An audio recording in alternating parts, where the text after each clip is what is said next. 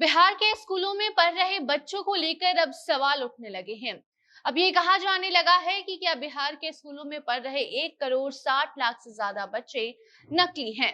क्या स्कूल इन बच्चों की जानकारी अपने पास नहीं रखता, या फिर ये 1 करोड़ बच्चे स्कूल में जो पढ़ रहे हैं उन्होंने दाखिला ही नहीं लिया है।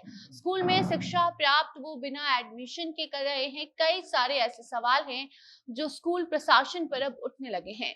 वो इसलिए क्योंकि जब से स्कूल से बच्चों का डेटा मांगा गया है, बच्चों का आधार कार्ड मांगा गया है, बच्चों का जो आधार कार्ड है उसका जो नंबर है वो अपलोड करने को एक पोर्टल पर कहा गया है, तभी से स्कूल के द्वारा लापरवाही बढ़ती जा रही है।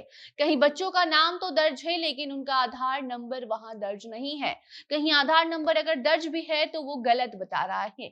अब उसके लिए तारीख तय कर दी गई है, और अगर उस तारीख तक स्कूल ने बच्चों की जानकारी पोर्टल पर अपलोड नहीं किया तो फिर शिक्षा विभाग के द्वारा स्कूल पर कार्रवाई की जाएगी, मान्यता भी रद्द की जा सकती है।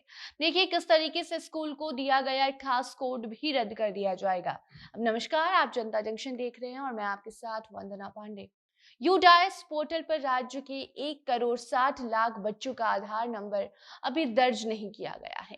शिक्षा मंत्रालय द्वारा सभी सरकारी और निजी स्कूलों को यूडाइस भरने का आदेश दिया गया।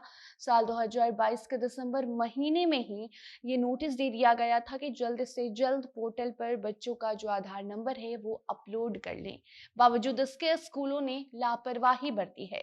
सीबीएसई ने भी सभी स्कूलों को इसे जल्द से जल्द भरने को कहा था, जिसके लिए सीबीएसई की वेबसाइट पर भी पहली बार नोटिफिकेशन भी जारी किया गया था। सीबीएसई और आईसीएसई के द्वारा सभी स्कूलों को यूडीआईएसई कोड दिया गया है। ये कोड किसी भी स्कूल को मान्यता प्राप्त करने के लिए जरूरी माना जाता है। लेकिन अब सरकारी और गैर सरकारी स्कूलों को वार्निंग दी गई है, ताकि जल्द से जल्द जिन बच्चों का आधार नंबर पोर्टल पर दर्ज नहीं किया गया है वो पूरा करे, वरना स्कूल का यूडाइस कोड को रद्द किया जा सकता है। जिसके बाद प्राइवेट स्कूलों की अगर हम बात करें तो उनका जो ये कोड है वो अगर रद्द किया जाता है तो इससे उनकी मान्यता भी खत्म हो सकती है। इसीलिए अब वार्निंग दी गई है कि जल्द से जल्द पोर्टल पर बच्चों का आधार नंबर दर्ज किया जाए। आपको बता दें कि यूडीआईएसई कोड शिक्षा मंत्रालय भारत सरकार द्वारा दिया जाता है। ये देश भर के सभी स्कूलों के बारे में एक डेटाबेस तैयार करता है, जिससे सभी राज्यों के स्कूलों के बारे में जानकारी एकदम आसानी से ली जा सकती है। बिहार के कई सारे ऐसे स्कूल हैं जिन्हें बार बार निर्देश देने के बाद भी अपना यूडाइस रिपोर्ट उन्होंने दर्ज नहीं किया है, जिस वजह से राज्य के करीब 4000 निजी स्कूलों पर गाज गिर सकती है। एक रिपोर्ट के मुताबिक 4026 प्राइवेट स्कूलों को नोटिस भी भेजा जा चुका है। उनका लिस्ट तैयार किया गया और उसके बाद उन्हें नोटिस भेजकर ये आदेश दिया गया है कि जो समय सीमा उन्हें दी गई है उसके भीतर स्कूल के बच्चों का जो जानकारी है, उनका जो आधार कार्ड का नंबर है वो पोर्टल पर दर्ज किया जाए।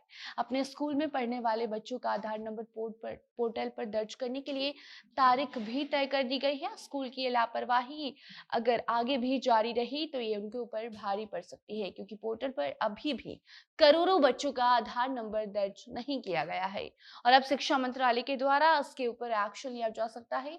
अंतिम समय दे दिया गया है। अगर 10 जून तक स्टूडेंट्स का आधार नंबर स्कूलों के द्वारा यूडाइस पोर्टल पर सबमिट नहीं किया गया तो फिर इसका खामियाजा प्राइवेट स्कूलों को भुगतना होगा। और भी कई सारे स्कूल उस लिस्ट में शामिल हैं, जिसमें सरकारी भी हैं, गैर सरकारी भी हैं, जिनके ऊपर गाज गिर सकती है, क्योंकि कई स्कूलों ने इस पोर्टल पर बच्चों का नाम तो दर्ज कर दिया है लेकिन आधार नंबर दर्ज नहीं किया है।